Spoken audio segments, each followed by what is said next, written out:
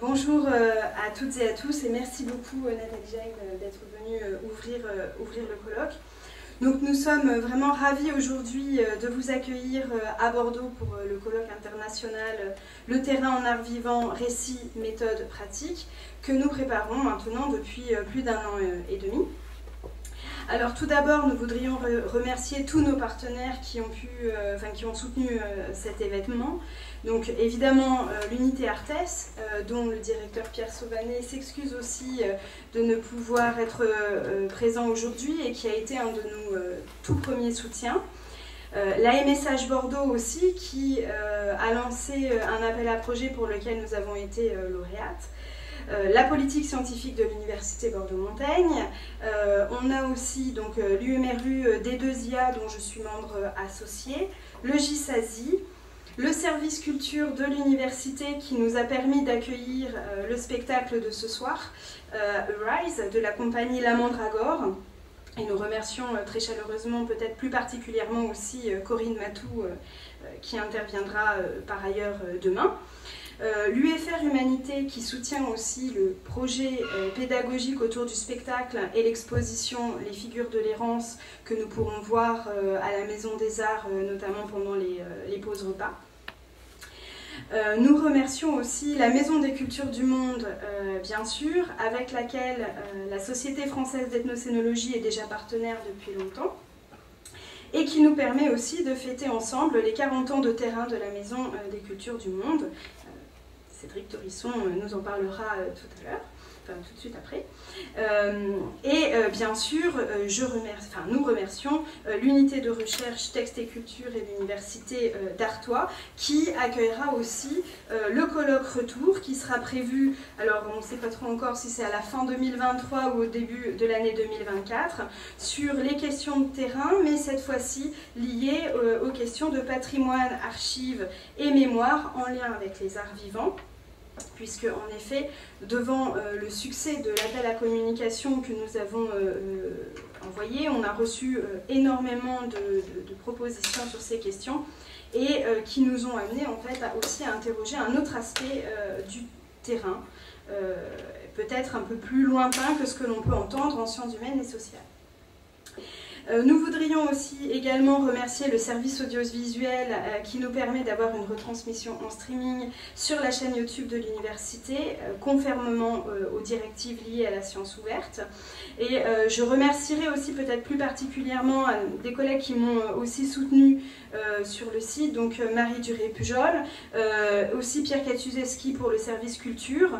Je pense aussi à notre gestionnaire Vincent Huette et aux étudiants de Master 1, Anaïs Ressé et Louis Corbière, pour qui nous avons pu obtenir 2 contrats de vacation et qui sont d'une aide précieuse pour l'organisation et le déroulement de ces 2 journées. Et bien sûr, je vous remercie à vous tous, participants, participantes et publics, d'être là aujourd'hui et d'avoir répondu si enthousiaste à l'appel. J'espère que nous allons partager de beaux moments de recherche et de convivialité scientifique. Un petit mot avant de donner la parole, juste sur peut-être le contenu, donc rapidement. Notre réflexion concernant la place du terrain dans les arts vivants trouve sa genèse dans un premier constat. L'usage de terrain est de plus en plus employé dans des domaines différents, sciences humaines et sociales, études théâtrales, milieux artistiques, etc. Afin de mieux cerner en fait les différentes acceptions, usages pratiques du terrain dans les arts vivants, nous avons eu l'idée de faire se rencontrer et dialoguer des chercheurs et des chercheuses de disciplines différentes, les ethnosciences pour dire vite, sociologie, études théâtrales, littérature, STAPS, sciences de l'éducation aussi, donc travaillant sur des objets spectaculaires différents, rites, fêtes, danse, cirque, théâtre. Outre l'interdisciplinarité et la dimension interuniversitaire, nous pouvons aussi nous féliciter de l'ouverture internationale du colloque. Le Canada, la Suisse, la Belgique, le Brésil, le Mexique et le Ghana sont représentés. Et enfin, nous avons voulu favoriser aussi un dernier type de rencontre entre les chercheurs et les artistes.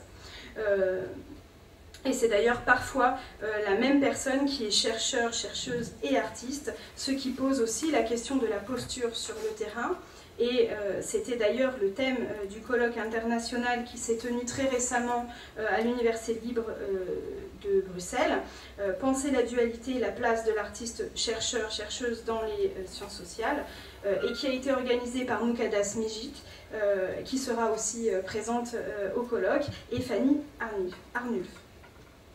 Donc les très riches débats du colloque ont montré à quel point la démarche expérientielle sur le terrain interroge. Une petite présentation des journées. Donc le colloque s'organise autour de 2 journées et 7 panels. La première journée s'ancre davantage du côté des sciences humaines et sociales en proposant une réflexion sur les méthodes, les récits et les restitutions ayant pour objet les arts vivants. Elle se décline donc en 4 panels. Le terrain comme expérience rituelle et pratique festive qui permettra d'aborder la dimension spectaculaire et la démarche expérientielle dans l'espace social.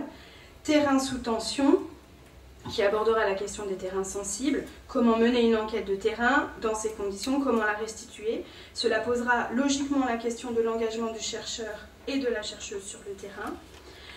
On continuera cet après-midi donc sur le terrain des pratiques circassiennes qui va décliner différentes méthodes ethnographiques, collaboratives, les doubles postures, appliquées aux arts du cirque et apportera une contribution précieuse pour ce champ émergent des circus studies ou études circassiennes. Et enfin, le dernier panel de la journée, terrain pluridisciplinaire, musique, photographie et littérature, s'intéressera aux questions de restitution, notamment fécondées par une réflexion méthodologique venant de la littérature contemporaine, au sein de laquelle la question du terrain et les narrations documentaires sont très importantes. Évidemment, ce soir, après nos échanges, nous irons donc voir le spectacle Arise à la Maison des Arts, sur le campus, qui là-bas, derrière, et qui sera suivi donc pour les participants à un cocktail dînatoire.